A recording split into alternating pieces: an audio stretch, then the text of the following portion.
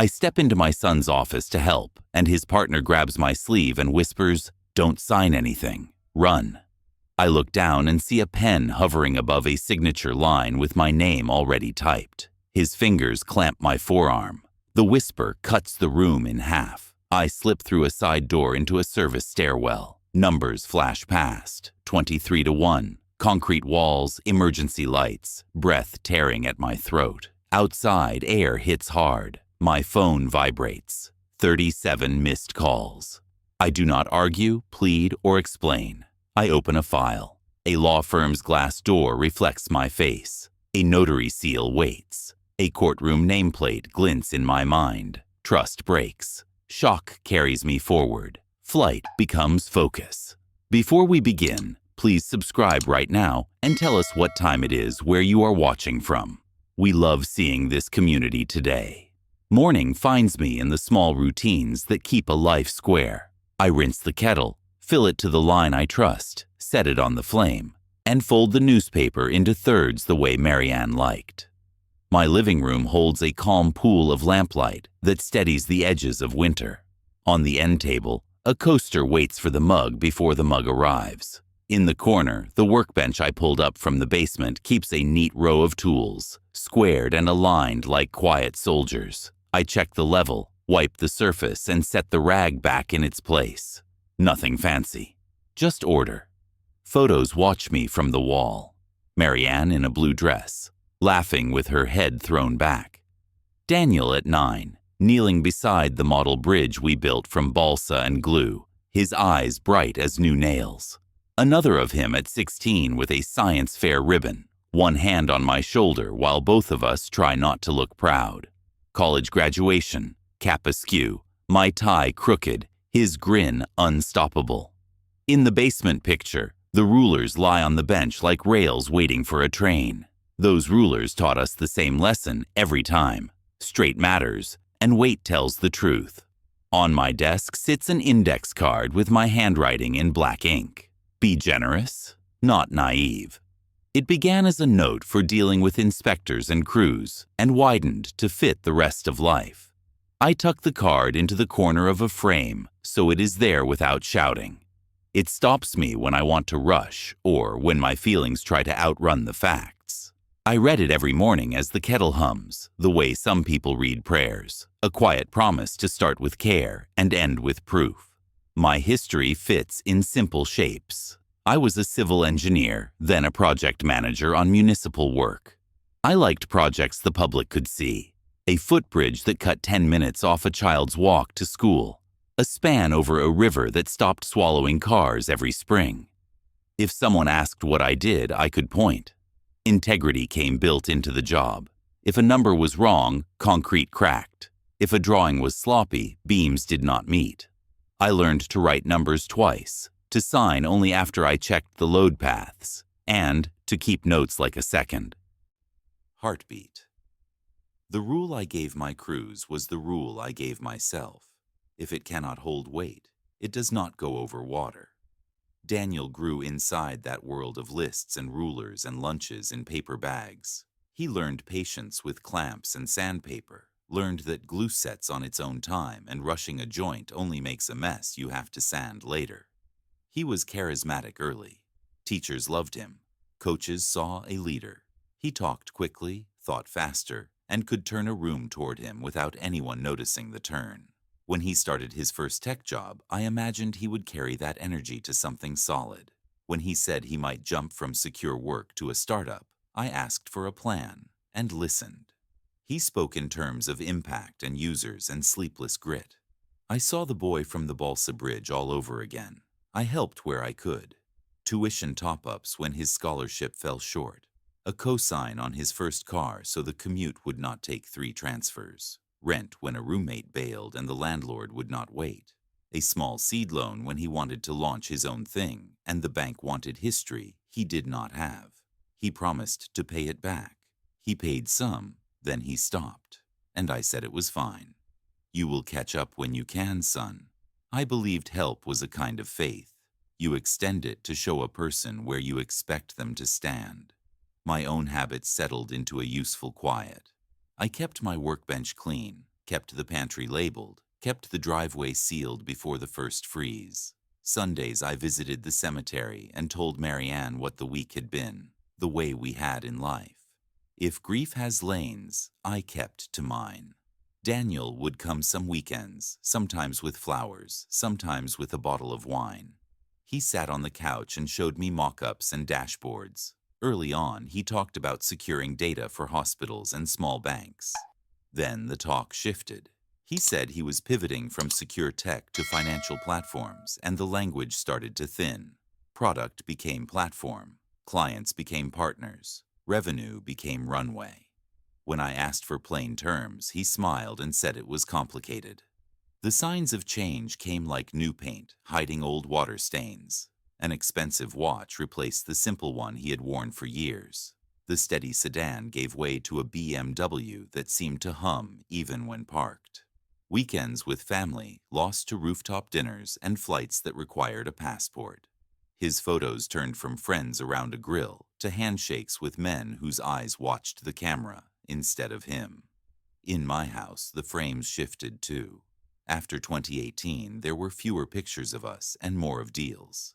A vague offshore client appeared in his updates, and then the phrase complex structures. He said it like weather or traffic. When I asked for definitions, he said I would not enjoy the weeds. I still kept the door open. The kettle poured for him when he came. I saved his favorite cookies in a tin with a tight seal. I wrote small reminders on my index card and tucked them where I could. Read them when doubt scratched at the door. Be generous, not naive. It is possible to be both, I told myself. We were on the same side, just walking the same bridge from different ends. When he brushed off my questions with a quick, "You would not understand." Dad, I let it pass and blamed the speed of his work. I told myself he was protecting me from noise. The distance grew in small, polite inches. Calls returned later. Visits cut shorter. His sentences gained a shine and lost their edges. He spoke about diadem and flows, and a network that could not wait. He said everyone moved like this now. You have to be first and loud, or you are last and forgotten. He said it kindly and then checked his phone. Then came the night that cracked the quiet. The front door banged open, and Daniel charged in with papers like winter leaves, his face the color of paste, his hands shaking so hard the pages rattled.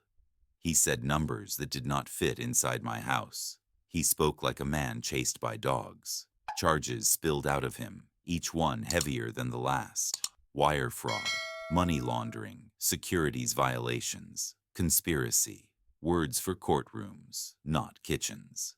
He told me we owed millions, as if my pension and my roof were his collateral. He said the FBI could arrive any minute. He called my living room a museum and said integrity does not pay rent.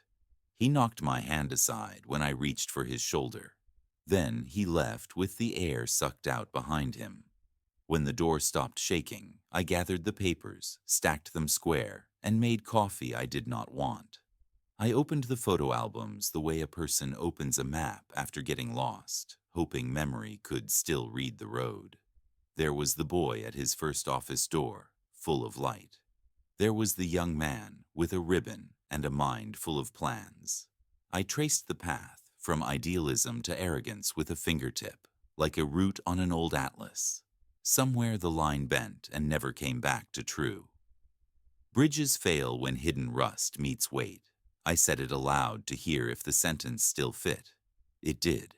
I slept in the chair with the album on my lap and woke with a neck that complained. Morning laid a pale hand on the window, and the house returned to its older shape. I made tea instead of coffee because tea forgives. I swept the same clean floor because motion steadies the mind. I wrote on a second index card the sentence I use when confusion dresses as urgency. Documentation turns stories into facts. I pinned it next to the other one. 2 guardrails, one for the heart, one for the hands. The phone rang and I almost let it ring out. Daniel spoke in a thin, urgent voice. "Come to the office," he said. "It is time to fix this. A driver is on the way." I stood with the phone in my hand and looked at the workbench, at the rulers, at the photos of bridges that still hold. I am a father. That word is a beam I have checked 1,000 times. I said yes, because fathers say yes.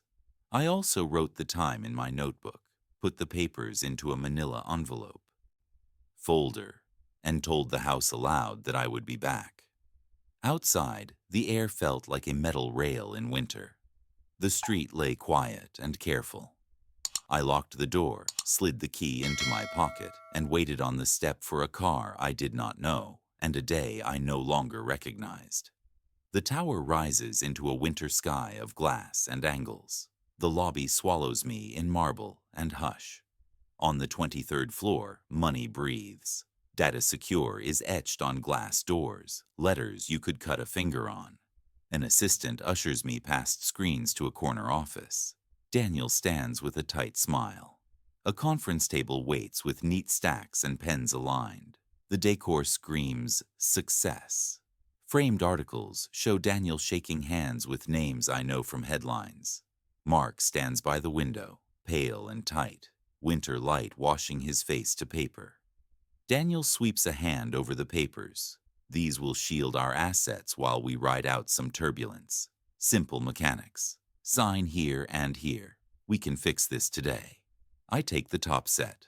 The font is small, the margins generous, the language aggressive. Nominal director, personal guarantees, retroactive appointment, assumption of liabilities. The words stack like rebar hidden in concrete meant to carry loads I cannot see.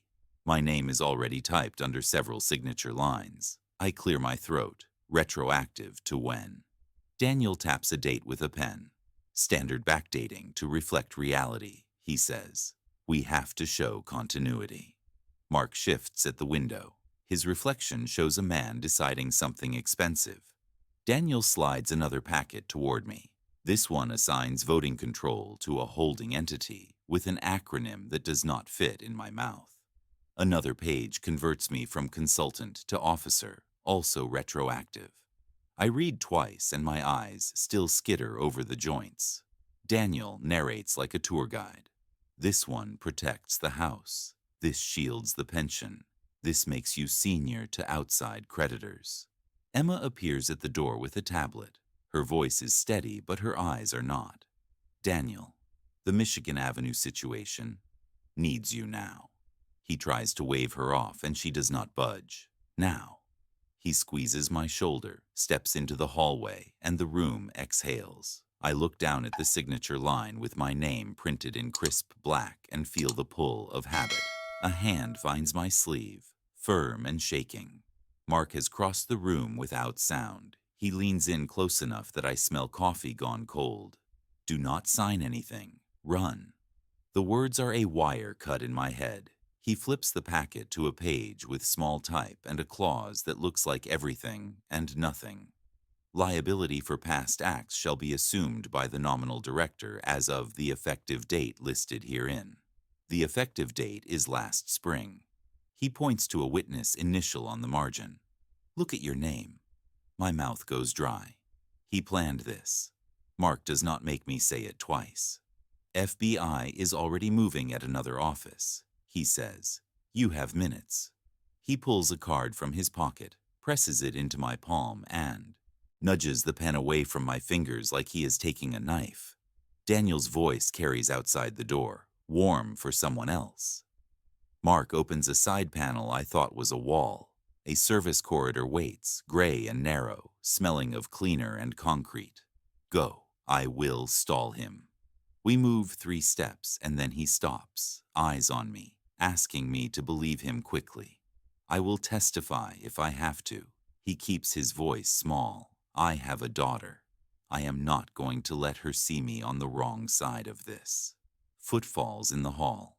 He nudges me through the panel and pulls it snug behind me, leaving only the throb of the building for company. The corridor is a rib cage, pipes and conduit like bones. A faded sign points to stairwell C. I push into the stairwell and the echo takes my breath. 23 on the landing plate, then 22, then 21. Numbers flash past like mile markers burning down. My hand drags on the rail because my legs are older than my fear. Shoes slap metal treads. At 15, a door above opens and closes. At 12, my knee complains, and I tell it, this is not a vote. At 7, I picture signature lines with my name already waiting. One spills into the service level. A door labeled exit only opens to a tunnel of parking and fumes. Cold air pushes at my face like an argument. I walk fast without breaking into a run, through a metal gate, onto a side street, into light that hurts. My phone starts buzzing. The screen blooms with missed calls, stacking in a staircase of numbers. 4, then 9, then 15. By the corner, it is 23. By the crosswalk, it is 30. At the curb, it is 37. The winter air tastes like pennies. I lean against a wall and watch vapor leave my mouth while the phone crawls in my hand. People stream around me with their morning plans, coats tight, faces set. The glass tower mirrors snow clouds and pretends it cannot see me. I think of Daniel's smile, the tour guide voice, the words simple mechanics, and the word continuity trying to be my friend. He planned to turn me into the architect of his crimes. The sentence settles like iron. I walk 2 blocks before I realize I am holding the pen he set in front of me, an expensive thing with weight. I drop it in a trash bin and feel lighter by an ounce. I pull the business card from my pocket, Mark Richardson, a number in blue ink on the back. I take a photo of the card, then a photo of the nearest street sign, and start moving again. The cold sharpens me. I decide to keep breathing and to find a lawyer before the building decides to keep me. I look back only once. The tower is a stack of floors with people doing what their calendars demand. Somewhere on 23, a door closes. Somewhere, a man who stood at a window and chose a side is returning to the life he broke. I do not know if he will be safe. I know he saved me with 5 words. Do not sign anything. Run. I keep walking toward real help. I walk until the cold loses its edge and the tower is only a reflection in shop windows. The phone keeps vibrating and I let it exhaust itself. At home, I set the deadbolt, close the curtains, and place the manila folder on the kitchen table. I put the kettle on and lay out a yellow pad, a pen, and the index card from this morning. Documentation turns stories into facts. I pull the household ledger from its drawer. The cover is scuffed, pages ruled, my handwriting steady. On a fresh page, I write a heading I do not need but choose anyway.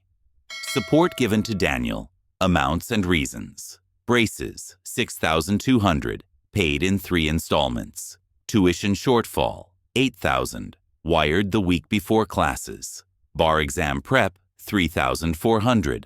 Apartment float, $12,000. When a roommate bailed and the landlord would not wait. Each dollar gets a purpose and a memory. New tires for safety, $280. A laptop when the old one died on a deadline, $1,100. The first toolkit when he moved, $140 in sockets and wrenches with a note tucked in the case. Co-sign risk for the first car, not $1, but an interest rate cut, I underline because risk is a number too. Seed loan for his first company, $5,000, 1 payment back, then silence. Holidays when he brought flowers because love is not only money.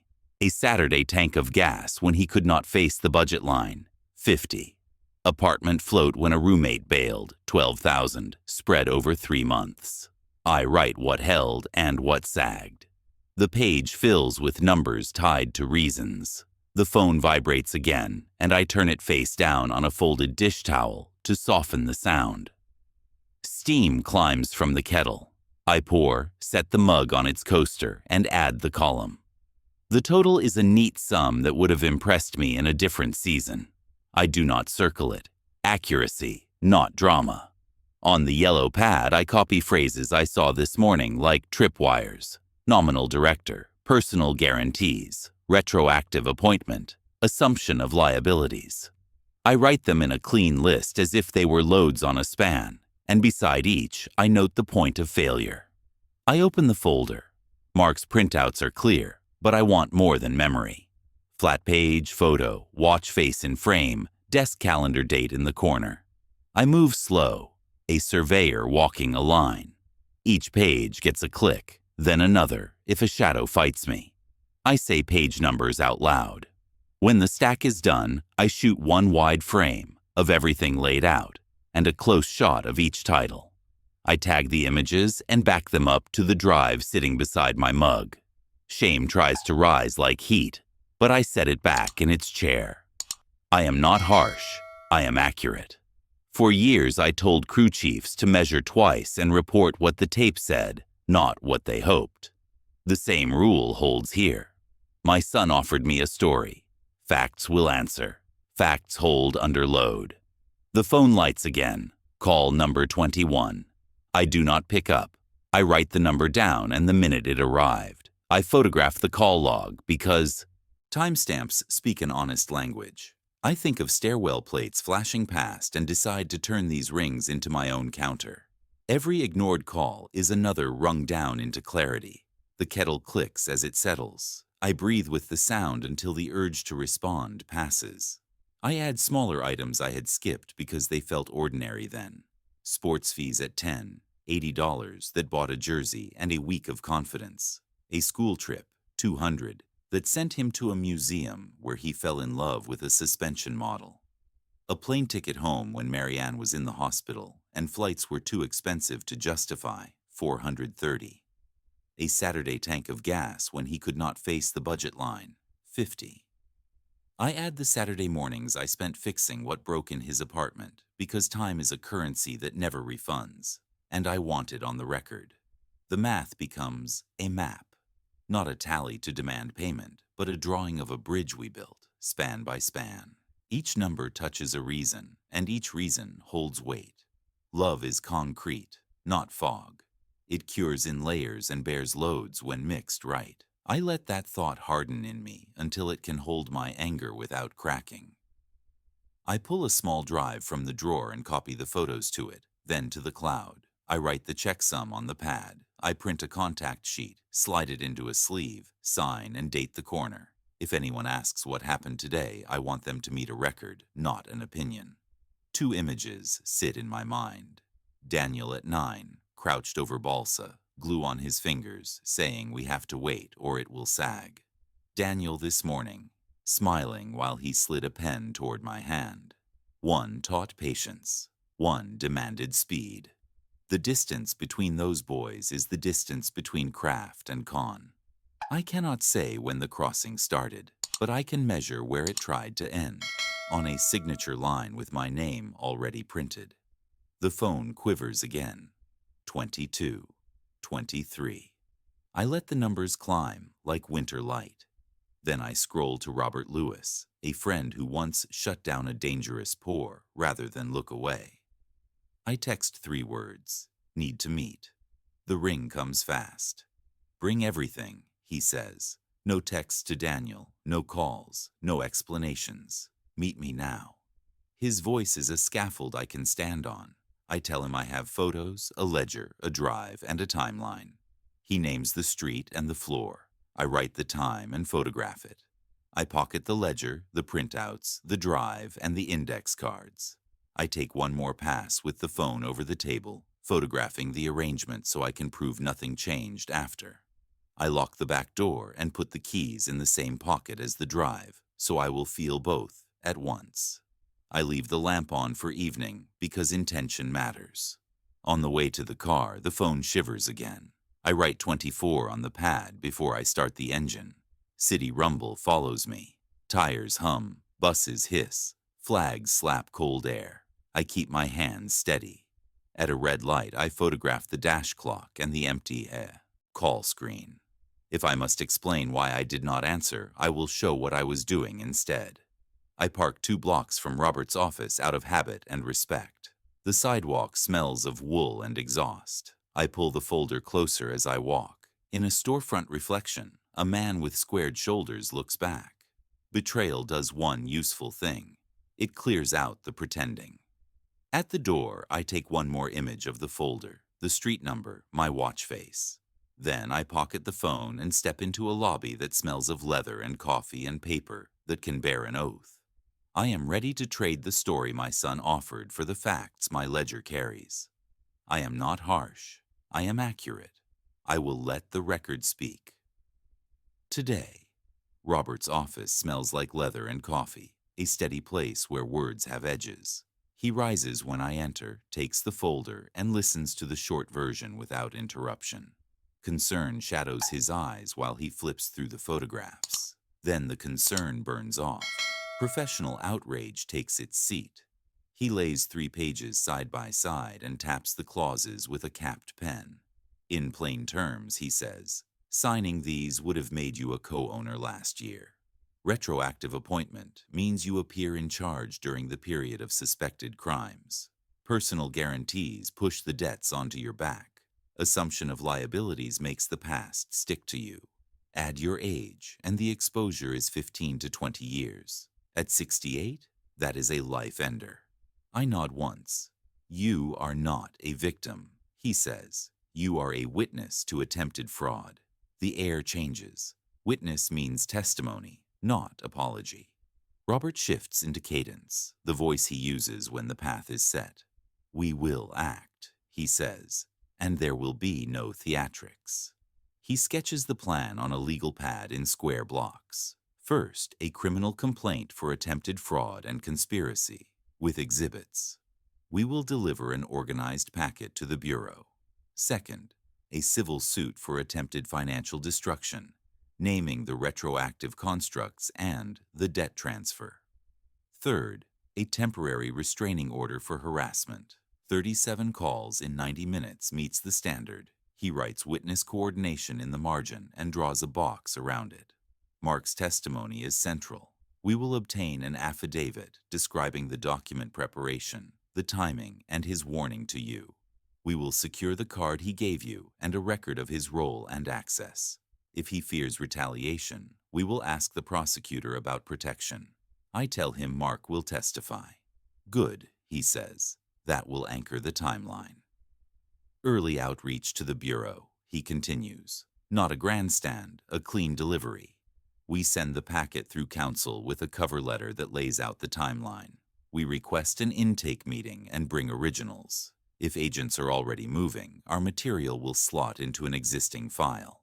He turns the pad to show the order of tabs. On-record claims, public contradictions, draft agreements with your name, pre-filled, bank responses. Affidavit, call log. Then the rules, he says, and this is not optional. All communications go through me. No calls, no responses. If Daniel appears, you do not engage. You call me and, if necessary, the police. We log everything. We do not feed his story. We build our own record and keep it clean. He slides a page of statutes toward me, highlighted in neat strips. Fraud, conspiracy, forgery, harassment. The printer hums behind us. Robert's voice keeps time like a metronome. We will also harden your personal surface, he says. Credit freezes, fraud alerts, device refresh, change passwords and enable keys. Your bank and pension custodian will receive notice from me that any attempted changes are suspect. He lifts the camera I brought, checks the metadata on the images, and nods. Timestamps are intact. Keep the originals on the card and copy to this drive. He hands me a sealed bag for the card and writes the time, dating the chain. Sign here, he says, noting receipt and custody. He signs as well. Paperwork is our shield. Do you want to press charges, he asks, or simply protect yourself? I look at the photo of a clause that would have moved a lifetime of work onto my back and hear Mark saying you have minutes. Press charges, I say. I will not carry his weight. Robert circles the box labeled complaint and draws an arrow into referral. The prosecutor will decide the rest, but we will present the truth. He pauses. This part will be hard, he says. He is your son. He will try every door in your heart. Guilt, nostalgia, anger. Remember the rules. Witness, not victim. Facts, not theater. If you forget, call me first. I nod. He prints a letter to Daniel, routing all contact through counsel and warning that continued calls will trigger motion. He prints a notice to the company's registered agent preserving records. He prints a draft email to the bureau with a bulleted index. Pages land in the tray. The order calms me. Sign here, Robert says, and here. We affix tabs, slide papers into a binder, and seal a copy set for delivery. He checks his watch and calls the front desk to book a courier. 30 minutes, he says. We will get this into the right hands today. Before I leave, he repeats the rules. No contact. Everything logged. If he shows up, do not open the door. Call me. Then he sets a hand on the binder and meets my eyes. This is the venue where truth wins, he says. We have chosen it. Now we walk it. I breathe once, square my shoulders, and pick up the binder. The plan is simple, lawful, and complete. We leave emotion behind and move forward. Night turns my study into a small workshop of light. I clear the table, set the binder in the center, and power up the old laptop that has never left this room. The screen wakes slowly, honest and familiar. I plug in the drive with the photos, open a fresh folder labeled Evidence, and start pulling threads. Daniel's public story lives everywhere at once. I pull his pitch decks from a shared link on a forgotten forum, then capture newer slides he posted during a webinar. I download brochures with investor logos that claim partnerships big enough to move markets. I take screenshots of every slide, every bold promise, every chart that leans up and to the right. Next, I look for filings. I search the state registry and the national database, checking for a Form D, a Reg ECF notice, or any exemption filing that would make the fundraising lawful. Nothing under Data Secure, nothing under the holding company he mentioned last year, nothing under the new brand he tried out in the spring. I save the negative results as images with header bars visible and add a note for each search query used. I check the Secretary of State sites for neighboring states in case he filed across borders. Empty. I take an index card and write, "No exemption on record," then clip it to tab B. I open Hoyas and copy the domain registration for the company's website and for a batch of look-alike domains that redirect to the same landing page. 2 are privacy masked through overseas registrars. I export the records and paste them into a spreadsheet with a column for registrar, creation date, and name server. I add a comment that 2 domains were created within an hour of each other on the day his rebrand went live. I save archive snapshots of the site from last year and the year before, and note the dates when claims changed from security to finance. Investor logos on the deck look impressive until you click them. I build a list and open each company's press page. No announcement, no partnership. A few use the company's product as a vendor at arm's length, but none have issued a release. The spreadsheet grows tabs like a bridge grows beams. One for public claims, one for filing status, one that maps the chain of entities that orbit Daniel's work. I open the business registry again and trace an LLC that filed 2 years ago, then dissolved and reappeared with a new name that keeps Vail somewhere in the middle. Another, Harper Mill Holdings, looks like it belongs to a furniture shop until you read the purpose clause and the mailing address. I build a chain diagram with arrows. I add routing notes from the bank letters Robert procured for me, listing correspondent banks and rejected sponsorship requests. A column named Corridors Flags, payments that flow through high-risk paths. I color cells light gray and keep the notes dry. Dates, numbers, and sources. I call Robert and ask for an introduction to someone who can read the movement as fluently as I read a load chart. 20 minutes later, the phone rings. "Nadia Tran," he says, "the best AML analyst I know." She takes the call from her kitchen, voice steady, questions exact. He listens while I walk her through the tabs. When she calls back, she moves line by line, precise and cold. Merchant category code manipulation, she says, appears on 3 of the payment screenshots. Velocity anomalies show bursts on weekends and holidays. Onboarding. Gaps are visible where the identity checks should sit. She asks me to send her a limited set of the documents for an affidavit. I scrub personal numbers and forward the packet. 30 minutes later, she reads draft language back to me with the tone of someone who has testified before. Patterns consistent with advance fee behavior, KYC deficiencies, misuse of descriptors for investor solicitation, elevated risk corridors. She offers to sign under penalty of perjury and send the notarized original overnight. I print the index for the packet and start building the binder. Tab A holds Daniel's on-record claims, his slides about 7-figure growth, a screenshot of an institutional partner secured post, and the press mentions where he recycled the same paragraph. Tab B answers with public contradictions, no Form D, no exemption notice, an LLC that dissolved, and a photograph of the shared desk HQ with 6 logos on the lobby sign. Tab C documents the solicitation to use my name and signature, the nominal director construct with dates that reach back like hands, and the signature pages pre-filled with my name. Tab D contains bank confirmations with letterhead that say there is no sponsorship relationship with DataSecure or its related entities. Tab E holds Nadia's affidavit with her credentials, a brief chart, and a clean, narrow conclusion, with space for her signature and her employer's policy disclosure. Tab F is a draft letter that offers a lawful exit limited to family exposure, full public retraction of claims that involve me, restitution to cover legal costs, credit locks, and device replacement, a no-contact commitment, and a trespass notice for my property.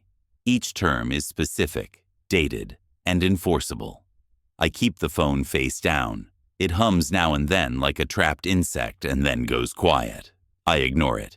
The printer works in small bursts. A clock on the wall ticks past midnight, then 1, then 2. I pause once to make tea and check the locks. Back at the table, I scan the call log and add it to the binder as a supplemental exhibit. 37 attempts in 90 minutes, each time stamped. I add my photo of the signature pages. When everything sits in order, I sign a page that says this packet has not left my possession at the times noted and has not been altered. Robert texts with a morning schedule. Neutral conference room at 9. Notary on standby. Bring the drive and the original photos and leave the phone on airplane mode. I answer with a simple received and set an alarm. Before I sleep, an unexpected message arrives from a number I do not recognize. The note is short, facts over theater. You did the right thing. No name, only the tone of someone who has seen families spin stories in court. I delete the message and sleep because the work is clean. Morning light folds across the table. I tie the binder with a fabric band and pack the drive and the ledger. The city moves in its winter rhythm outside. At the firm, Orieti conference room waits with glass walls, neutral art, and a long table that looks like it has been wiped down twice. Robert sits with 2 pens aligned, a legal pad, and a printed index. Mark arrives a minute later. He looks like a man who has not slept well, but who intends to stand on his feet anyway. He carries a folder of his own. We sit. Robert slides the binder to the center and begins with the timeline. No heat, only order. He lays out yesterday's approach to the office, the documents on the table, the interruption, the warning, and the exit. We add the stairwell numbers and the missed calls. He places the deck claims next to the filing's search result and lets the silence connect the gap. He hands Mark a copy of the witness statement we drafted, and Mark reads it without moving his head. He adjusts 2 dates, adds the name of the staffer who printed the signature set, and underlines a line about retroactive appointment. He signs the statement and initials the corrections. The notary enters, confirms identity, and watches Mark sign and initial every page. We slip the statement into the binder and insert the notary acknowledgement behind it. Robert makes 3 copy sets and seals 2 in firm envelopes with chain of custody stickers. One will go to the bureau. One will be held for the civil court filings. He hands me a 3rd copy and asks me to lock it in a fireproof box at home. We review tab F, the exit letter, and finalize the language. Robert adds a line that the offer remains open for 72 hours and expires without response, at which point complaints proceed without pause. I nod. This is not for theater. It is a clean exit if he wants one. If not, we keep walking. The packet for federal delivery gets a clean index page with descriptions and file hashes for every digital item. The courier arrives with a timestamp printer and logs the pickup down to the minute.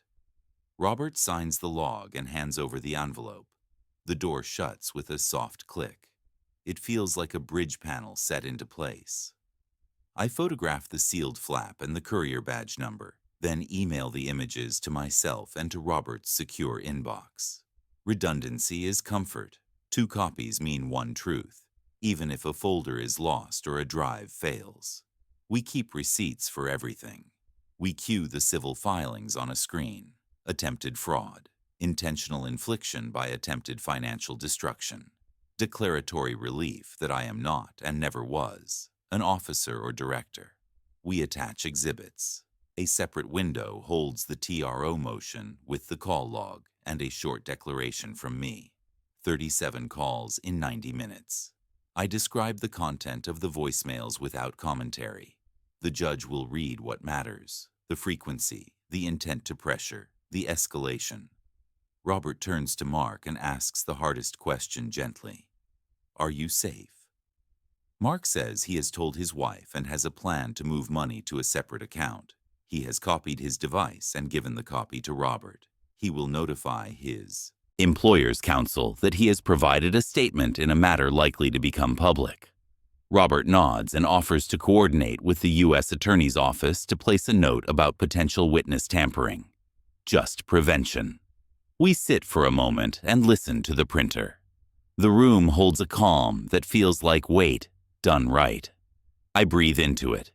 Robert closes his pad. We have left his stage, he says, quietly, meaning the one my son built, with posts and poses.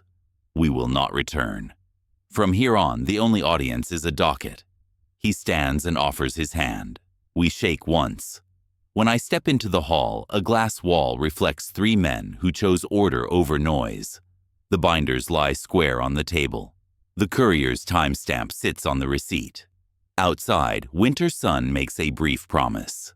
I hold the door for Mark as we leave. He pauses with his hand on the frame, the gesture of someone registering the moment. Then he nods and keeps moving toward a lobby where security cameras do their unblinking work, and an elevator carries us down toward street level and the next right step. Evening settles over the block in a pale winter wash. Porch lights click on, one by one, small circles of civility against the cold. I set the brass latch on my front gate and straighten the binder on the entry table. Robert stands beside the coat rack with his hands in his pockets, a calm metronome in a dark suit. He has the courier receipt folded in his breast pocket and a copy of the TRO motion on a clipboard. We do not speak. We listen for an engine we know too well. Daniel's BMW turns the corner too fast and brakes hard at the curb. Headlights rake across my windows and freeze there. He steps out without a coat, shirt rumpled, jaw tight. Cigarette smoke follows him, new to his silhouette. He walks up my path like he still owns the season. Dad, we are not doing this, he says, pitch warm and false. I made a mistake. Mark misread. Come inside. We can sort it, just you and me.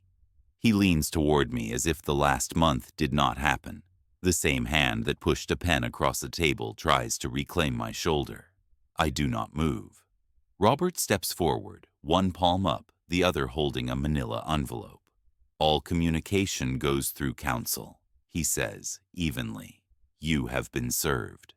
He places the envelope into Daniel's chest with a professional gentleness that takes away excuses. The papers rustle. A second envelope follows. Temporary restraining order application. Notice of hearing. Step back from this property line and do not contact Mr. Snyder directly. Daniel laughs without humor, a sharp sound that pops in the cold. You called a lawyer on your own son. You sent the police my way. You think this helps you? His eyes flick past me to the entry table, searching for proof that I am retreating. He wants to see fear. Neighbors' curtains move in small ripples along the block. I see Mrs. Henderson's porch light change from warm to bright. Across the street, a shadow pauses at a mailbox, with nothing in it. We are not alone. Robert does not raise his voice. The order will be signed this evening, he says. A patrol car is staged 2 blocks away. If you attempt contact tonight, they will execute. Daniel's warmth curdles to rage with a visible seam. You cannot block me from my father, he says, stepping onto the first stair. You cannot block me from what is mine. Robert holds his palm up again, steady. Do not test a boundary you already understand, Mr. Snyder. The envelope is yours. So are the consequences. He turns his anger to me because that is the oldest path in his map. Dad, be reasonable. You are old. You do not understand the complexity. You need me. Let me handle this. His voice frays on the last word. He looks smaller then, the performance worn thin. I answer with the only line left to say. Facts will decide, not volume. His lips twist. You are old, anyway. The words land with a dull weight and roll into the street like a dropped bolt. A motion sensor clicks on at the house next door. Robert's phone vibrates. He glances at the screen and then at me. The judge has signed. The order is live. 2 figures appear at the end of the block, blue jackets over plain clothes. They do not approach, but their posture says they will if needed. Robert holds up the clipboard. You are on notice, he says. Leave this property. If you have questions, route them to me. Daniel stares at him with a look I have seen in rearview mirrors. He backs away 1 step, then 2. This is not over, he says, but it sounds like a hope he does not believe. He turns, walks back to the BMW, and slams the door too hard. The engine barks. He peels away, tail lights a smear at the corner. The street exhales. The patrol officers give us a nod and disappear. Robert closes the gate and sets the latch again. The TRO copy goes into my file drawer with a soft slide. In the morning, federal agents meet us at Robert's office. The conference room is bright. 2 agents sit across from us with notebooks and the look of people who have read half the packet already. We transfer the original photos, the card with the untouched metadata, and the signed statements. Chain of custody forms fill with precise handwriting. The senior agent asks clean questions. What time did you first see the signature pages? Where was the pen positioned? Who else was present? The case moves into rooms I do not see. A week later, a subpoena arrives. On the morning of my testimony, the grand jury room is wood and seriousness. I take the oath and tell the story from the call that brought me to the office to the envelope at my gate. The document camera projects the retroactive clause. The jurors lean forward when the backdated line appears. Mark follows and tells his piece. He describes printing the pages, the instruction to pre-fill my name, the plan for timing. He does not linger on judgment. He says what happened. The jurors ask that his card be marked as an exhibit. They ask how long between the whisper and the stairs. They ask how sure he is that federal attention would have reached my home if the trap had sprung. Very sure, he says. Daniel's calls and texts are admitted through the call log and screen captures. 37 in 90 minutes becomes a beat. The prosecutor returns to for pattern, pressure, urgency, escalation. I do not need to say how my chest felt. The timestamps do that for me. The indictment returns on a Friday afternoon with the efficiency of a printer run. Wire fraud, conspiracy, money laundering, false statements to a financial institution. A clerk stamps each page. Robert reads it once and nods. We begin to live in new calendars. The calendar puts hearings like mile markers on a hard road. We follow them without drama. Daniel makes a plea attempt in the first month, a thin thing that asks for mercy without admitting math. The government does not take it. Discovery opens instead. Robert and I sit with boxes while assistant prosecutors ask if I see my name where it should never be. Mark's cooperation becomes formal. He adds a second statement about a meeting where someone said old people are useful if they sign. He gives the date and the initials. Trial comes with the rustle of suits and the smell of dust that hides in carpet even when the vacuum runs daily. The courtroom holds its usual geometry. The judge keeps clean time and dislikes wasted minutes. The government's case is a straight road. A bank custodian testifies there is no sponsor-bank relationship. A registrar custodian authenticates domain records that place Daniel at every pivot. A notary confirms the affidavit behind Nadia's analysis. Nadia reads her summary in a tone that treats jargon like street names. Merchant category manipulation here, velocity anomalies there, onboarding gaps like open gates. A paralegal rolls a cart with exhibits. Numbers become stickers, and the stickers become a map that returns to the same crossroads. Dates and signatures. Retroactive appointment sits on the projector again and again. The bank letters say no sponsorship like a refrain that does not change key. When it is my turn, I keep my answers short. Yes, that is my name, printed on the line. No, I did not pre-authorize any appointment. I describe the whisper and the stairwell numbers without adjectives. I do not look at Daniel. I look at the attorney who asks me, and then at the jurors who have to carry this to an answer. The defense tries to anchor in business complexity. Startups move fast. Paperwork catches up. Everyone backdated harmless things. The witnesses do not move with that music. The bank custodian says procedures exist for speed. The registrar says timestamps are not feelings. Mark says the pen was set at the top of the page, poised. He says he could not let me become paper over someone else's whole. During cross, defense counsel tries to harvest sympathy. Father and son, complicated history, hard edges on both sides.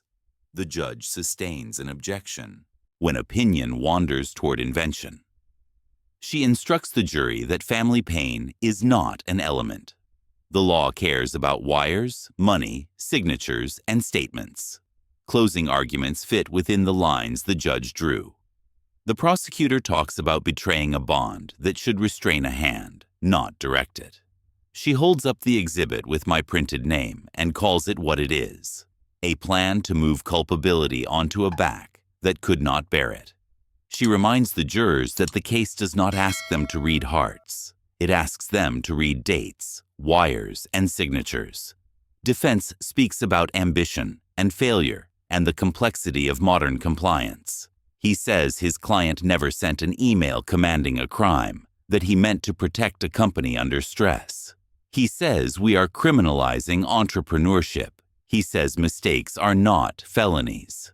The jurors keep their faces like courthouse stone. The judge reads the instructions in a cadence that smooths their edges. Each count requires elements. Each element requires proof beyond a reasonable doubt. She tells the jurors that emotion has a place in the gallery, but not in the deliberation room. The jury files out with the file box. The door closes and the room breathes. We wait in the hush of afternoons that could end one of two ways. The court reporter adjusts her machine. The deputy checks a phone. I think of Marianne's hands on a steering wheel, of Daniel at 9 with glue on his fingers, of a manila envelope placed on a chest. I let those images move through me, and then I let them go. The knock is soft. Everyone stands. The jury returns with faces I cannot read and a sheet that holds a future.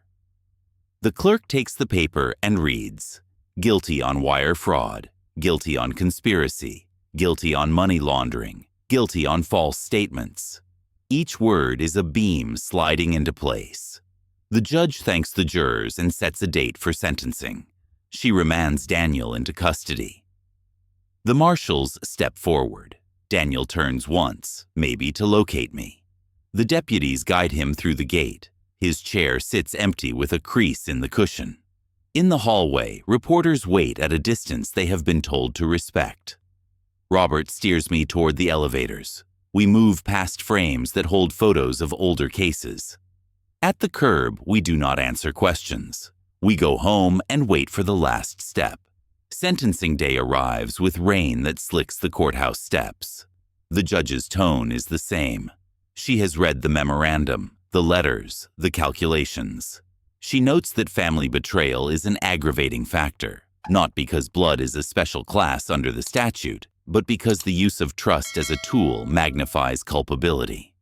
She speaks about the attempt to make an elderly parent the vessel for punishment. She speaks about the use of paperwork as a weapon that hoped to look like business. 12 years, she says, then fines and restitution in an amount that will chase whatever money thinks it can hide. She imposes a prohibition on contacting me that will outlast any state of mind Daniel cycles through, inside or after.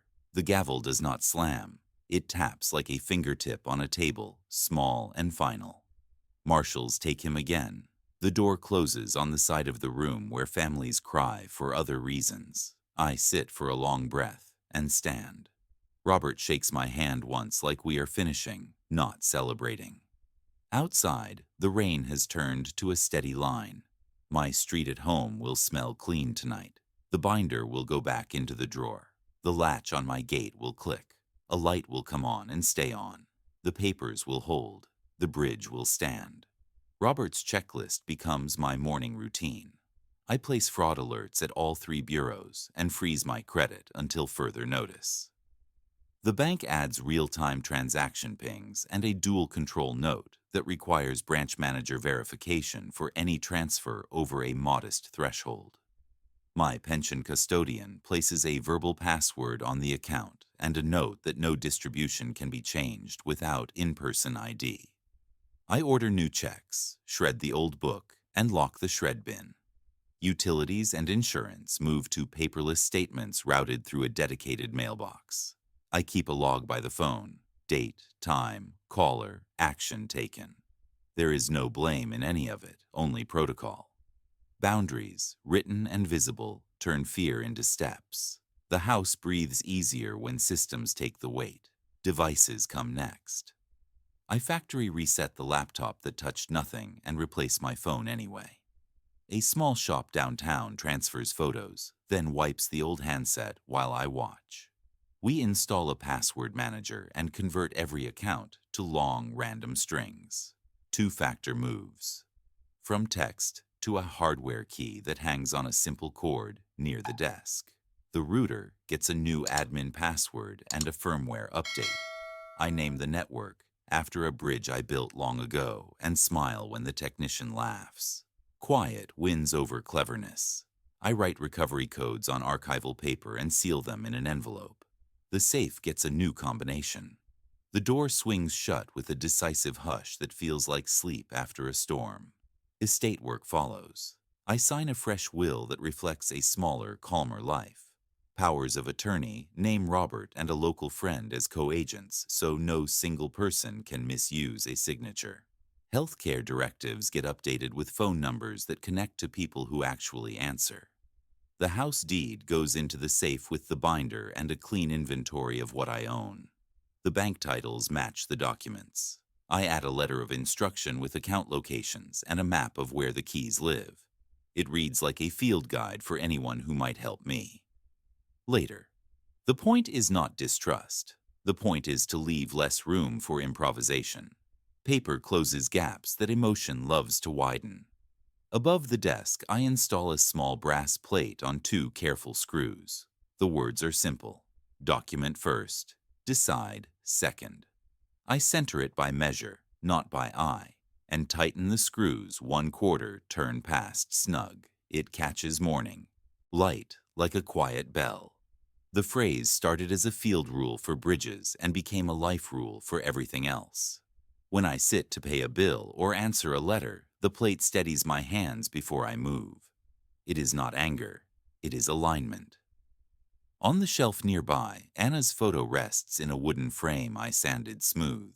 Gold light from the window finds her smile in the hour after dawn, and the room feels occupied by good company again. 2 weeks later, a letter arrives from Minneapolis on plain stationery. Mark writes from a new firm that values process more than performance. He thanks me for choosing truth over spectacle, for standing still when noise demanded a chase. He says his daughter asked why her father switched jobs, and he told her he wanted to be someone she could point to when her class talks about doing right. He encloses a photo of the two of them at a park, her hand in his coat pocket, both of them looking forward. I pin the note behind a cabinet door with a thumbtack. It is not a trophy. It is proof that clean choices ripple outward in ways numbers cannot tally. Robert visits on the first Saturday of each month, a habit we never discuss and never miss. We fish from a quiet pier, or we do not, depending on wind. Conversation stays small on purpose. Tomatoes, a sticky reel, a plank that needs a brace before winter. He never asks if I am angry, and I never ask if he is tired of courtrooms. We eat sandwiches in paper, drink coffee from a thermos, and leave the pier as we found it. On the drive back, he sometimes suggests a small improvement to a hinge or a checklist I might simplify. We say see you next time without promises. The absence of legal talk is a gift neither of us names. By late summer, I leave the city for a lakeside cottage that fits inside one floor of the old house. The place smells like cedar and new paint. The first week, I walk the shoreline at dawn and learn the rhythm of gulls that swing low over the water. On day 3, I meet Max at the shelter, a steady dog with solemn eyes and a patch of white on his chest. He rides home with his head on my knee, as if the decision was always his. We map a morning loop together, nodding at fishermen and cyclists. A neighbor named Betty brings a casserole and does not ask for a story. We return the dish with clippings of mint and a thank you card written in block letters that never go out of style. The cottage wants simple work, and I am glad to give it. I replace a sticky latch, rehang a door that rubbed, and set a trellis for beans. A hardware store owner named Jim uses my first name by the second visit and offers sensible advice about screws that will not rust in lake air. Max naps by the open door while I draw a planting plan in pencil. I choose quiet colors for the garden: thyme, basil, marigolds to guard the tomatoes. When the kettle whistles, I pour tea into a mug with a chipped lip and sit on the step. The water carries small sounds from across the cove. A boy laughs. A screen door closes. The world continues without checking first. I write a short update to the handful of friends who worried through the worst days. Resolved through proper channels, I type, then add, "Thank you for every calm message you sent when I had no words." No details follow. They do not need them. Replies come back with photographs of grandchildren, a new porch, a cake that collapsed and still tasted fine. The ordinary returns one note at a time. I pin a postcard over the desk from someone who once teased me for being old-fashioned. He signs it with a drawing of a bridge and a single word: respect. Evenings settle into comfortable shapes. Max eats, then watches the door until I tell him bedtime. I oil the garden tools, stack the mail, and flip the brass plate with my thumb, like a coin that always lands the same way. The television stays mostly dark. I read field guides and novels that end without explosions. I cook eggs and toast and feel no need to explain the menu to anyone. Sometimes I stand in the doorway and breathe the particular smell of lake water at night. It sits somewhere between clean and ancient, like a page turned by many hands that still carries ink. Reflection arrives without appointment. Love without boundaries is debt. I write the sentence on an index card and slide it under the brass plate like a foundation. It is not bitterness. It is a line that says where the shoreline ends. I learned it the slow way and the hard way, and I choose not to forget. I think about chosen family and how often it looks like neighbors, shopkeepers, a lawyer on a pier, a man in Minneapolis who told the truth when it cost him. Honest work returns steadiness faster than apologies. Most repairs accept a steady hand and a little time.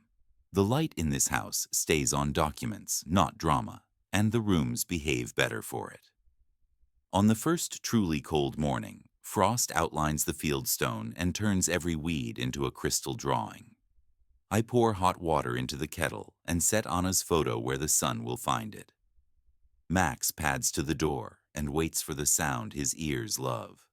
The whistle lifts, clean and small, and the cottage becomes a chapel for a minute. I carry the mug to the desk, touch the brass letters, and open a fresh page. There is no hurry. Boundaries hold. The lake glows. The bridge stands. If this story resonated with you, please take a moment to subscribe, like, and share it with someone who might need the reminder that kindness without boundaries is not strength. It is surrender. Kindness needs a backbone, and sometimes the hardest thing we do for those we love is to refuse the trap set in front of us. Tell us in the comments, have you ever had to draw a hard boundary to protect your peace? What happened when you finally did, and how did it change the way you see yourself or those around you? Your stories inspire not only us, but this entire community that gathers each week to witness tales of resilience, integrity, and justice found through calm determination. This channel thrives on shared experience, on reminders that you are not alone when you make the difficult choice to stand firm. By subscribing and sharing, you help keep these stories alive for someone who may be facing the same kind of betrayal, confusion, or crossroads right now. Together we create a space where dignity is not forgotten and boundaries become tools of survival rather than walls of bitterness. Remember, protecting your peace is never selfish. It is necessary. Next time we will bring you another story, one that begins not in a tower or a courtroom, but in a quiet neighborhood where a neighbor decides to move a fence and steal 5 feet of yard. What follows is a confrontation where survey pins and even a drone redraw the line and remind everyone that property and respect go hand in hand. Do not miss it. Subscribe today, join us each week, and add your story to the growing chorus in the comments. Justice is not just about courts, it is about everyday choices.